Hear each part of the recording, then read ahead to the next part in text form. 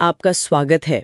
आज हम बात कर रहे हैं उस जानी पहचानी सी भावना की। जी। सब आगे निकल गए और मैं। हाँ, ये ख्याल अक्सर आता है मन में। बिल्कुल। का मकसद है आत्मशुद्धि के रास्ते को समझना। तो हमारा मिशन ये है कि जरिए समझें कि ये जो ठहराव या पीछे रह जाने वाली फीलिंग है ना, हाँ। उसे आध्यात्मिक नजरिए से, खासकर जैन दर्शन के संदर्भ में कैसे देखें। चलिए खोलते हैं इसे। की शुरुआत ही बड़ी आम तुलना से होती है। हाँ, जैसे कोई दोस्त, किसी की नई नौकरी, कोई विदेश चला गया, हर तरफ तरक्की ही तरक्की, सोशल मीडिया पर तो खासकर। और हमें लगता है हम वही हैं। ये थोड़ा निराशाजनक हो सकता है ना? बिल्कुल हो सकता है। लगता है जैसे हम फेल हो गए या पीछे रह गए। हाँ। यहीं पर देखिए एकांतवाद की बात करती है। अनेकांतवाद। हाँ, जैन दर्शन का महत्वपूर्ण सिद्धांत। मतलब सत्य के अनेक पहलू होते हैं। जो सफलता हमें दिख रही हो ना बाहर, वो सच का बस एक हिस्सा है, पूरी कहानी नहीं।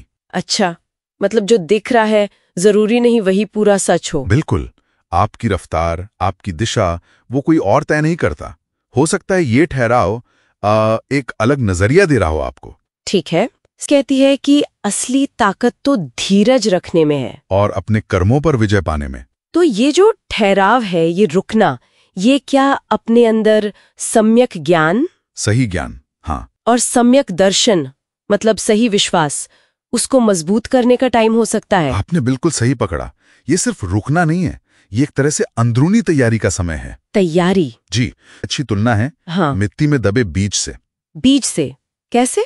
देखिए, बीज को तो लग सकता है कि वो खत्म हो गया, अंधेरे में है। हाँ, सतह पर तो कुछ नहीं दिखता, पर असल में वहीं से उसकी असली यात्रा शुरू होती है, अंकुरण की। ओह, अच्छा। तो ये ठहराव का समय निर्जरा का अवसर हो सकता है। निर्जरा मतलब? निर्जरा यानी पुराने कर्मों को धीरे धीरे खत्म करना, आत्मा को हल्का करना। अच्छा। ये जीवन कोई रेस नहीं है, है ना? ये एक तपस्या है, आध्यात्मिक साधना। तपस्या। हाँ। और कर्म सिद्धांत के अनुसार अगर फल मिलने में देरी हो रही है तो वो हार नहीं है। बिल्कुल नहीं, शायद बस सही समय नहीं आया अभी।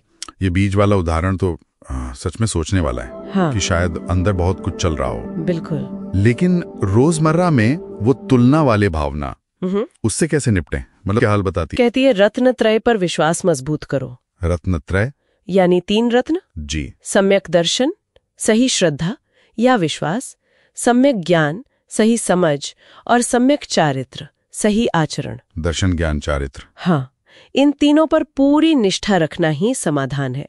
ये भरोसा कि जब कर्मों का हिसाब ठीक होगा, जब आत्मा तैयार होगी, तब हमारा समय भी आएगा, आपका समय भी आएगा। बिल्कुल। तब आपका जो शुद्ध आत्मस्वरूप है वो अपने आप प्रकट होगा। दुनिया शायद उसे चमत्कार कहेगी। हाँ, ये आप अंदर से जानेंगे कि ये चमत्कार नहीं, ये मेरे ही शुभ कर्मों का फल है। बिल्कुल, आपके अच्छे कर्म, आपकी सही दिशा में की गई कोशिशों का नतीजा है। तो मतलब ये कि अगर अभी बाहर से कुछ नहीं हो रहा तो चिंता की बात नहीं है। नहीं, बस अपने अंदर के काम पर ध्यान देना है, रत्नत्रयी पर, और सबसे जरूरी निज आत्मा की शक्ति पर विश्वास करना सीखना होगा। निज आत्मा, अपनी आत्मा की शक्ति। हाँ, हमारा जो शुद्ध स्वरूप है वो ज्ञान और शक्ति से भरपूर है। कहती है वह सब कुछ जानता है। वो सब कुछ जानता है, इसका क्या मतलब है? इसका गहरा मतलब है कि हमारी आत्मा को अपने स्तर पर अपने रास्ते का पता है, अपनी मंजिल का, अपनी शक्ति का ज्ञान है। भले ही हमारा मन कंफ्यूज्ड हो। हाँ, भले ही हमारा मन अभी भटका हुआ लगे, अधीर हो,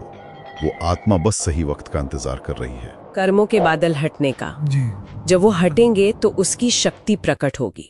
ये धैर्य और गहरे आत्मविश्वास की बात है। तो इस पूरी बातचीत सार यही है कि बाहरी तुलनाओं से हटकर अपनी अंदर की यात्रा पर ध्यान दें। हाँ, और जो ठहराव लग रहा है उसे निराशा से नहीं, बल्कि आत्मशुद्धि, निर्जरा और तपस्या के मौके की तरह देखें। एक कीमती मौका। बिल्कुल। और सबसे अहम बात, अपने टाइम पर और अपनी आत्मा की शक्ति पर विश्वास रखें। जैसी है तुम्हारा भी समय आएगा। बिल्कुल।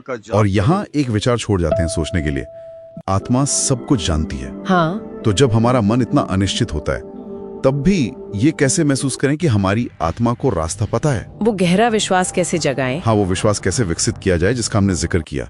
जय जिनेंद्र से होता है। तो शायद इसी विश्वास का प्रतीक है जी, शायद उसी अटूट श्रद्धा और समर्पण का। जय जिनेंद्र।